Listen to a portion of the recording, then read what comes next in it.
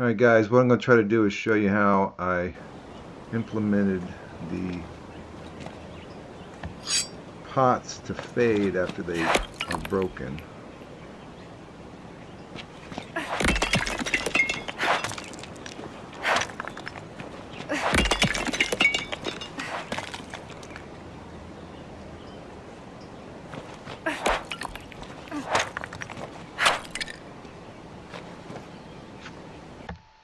Do that one more time. Help grab something.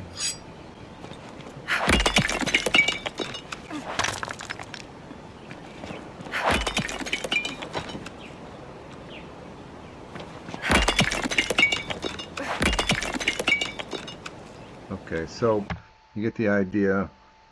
Still working out the timings, but basically what you have to do is you have to locate the master material. It looks white for those pottery things.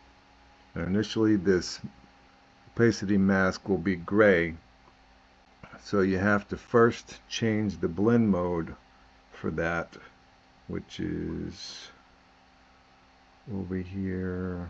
Where am I at? Here, the blend mode under material. I think it's initially opaque. Change that to masked. And then you need to make a parameter called fade and hook that up to a dither. If you type in dither here, you'll get dither temporal AA.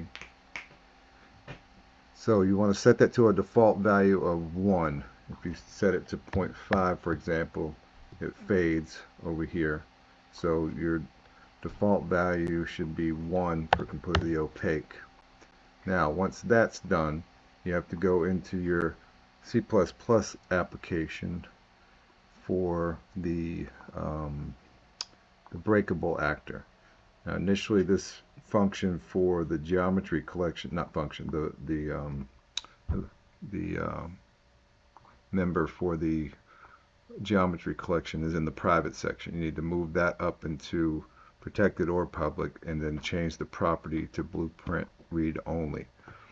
So once that's done, you can come back over here. Here's the blueprint that makes all this possible.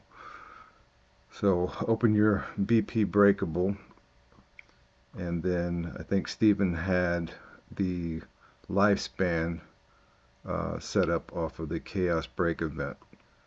So once you have that, this is what you're going to add. You're going to add a geometry collection. I believe you can do that by dragging one in. And you're going to need 2 create dynamic material instances. I'll get to that in a second.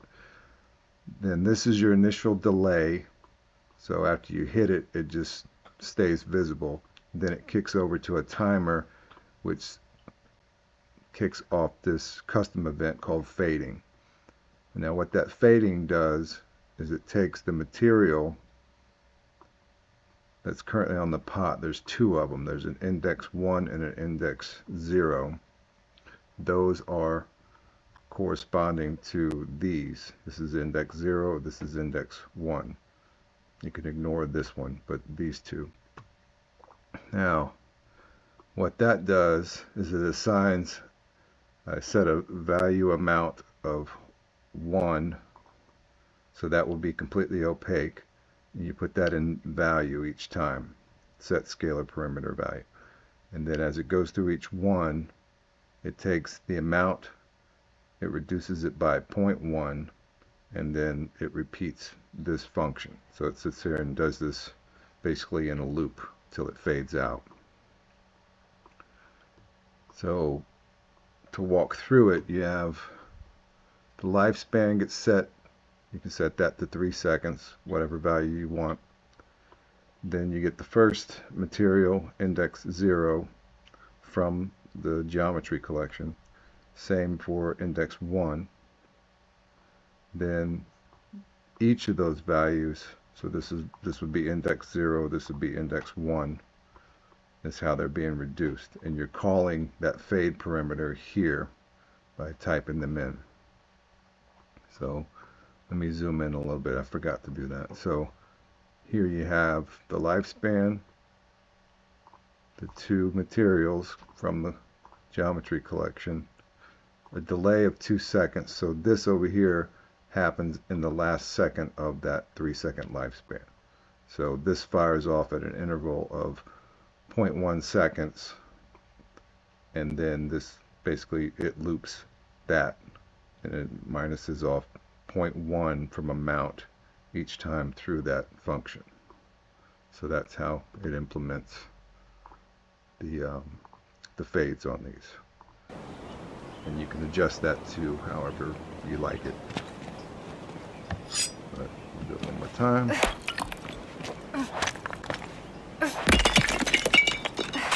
You can hit it and get like it's fading.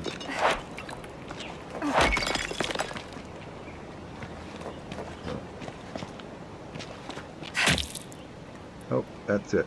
I just wanted to show everybody that real quick.